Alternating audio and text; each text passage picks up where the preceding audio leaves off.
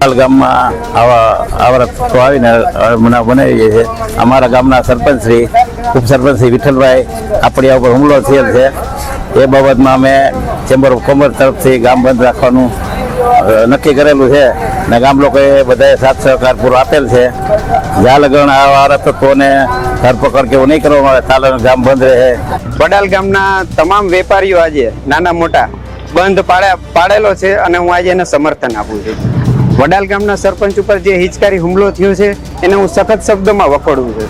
જ્યારે deputy CM આપણા હર્ષભાઈ સંઘવીનો એક બોલ છે કે ચમરબંધી કોઈ પણ હોય એને છોડવામાં નહીં આવે, તો આજ વડાલના તમામ ગ્રામજનોની માંગ છે કે કોઈ પણ હોય એને છોડવામાં ન આવે અને જે પણ આની અંદર સંડોવાયેલા છે એને વડાલ ગામની બજારની અંદર એનો વરઘોડો કાઢવામાં આવે. ઉપસરપંચ ઉપર હુમલો કરેલો અજાણ્યા શખ્સે નજીવી બાબતમાં વેરાની ઉઘરાણી વસ બાબતમાં કરેલો છે.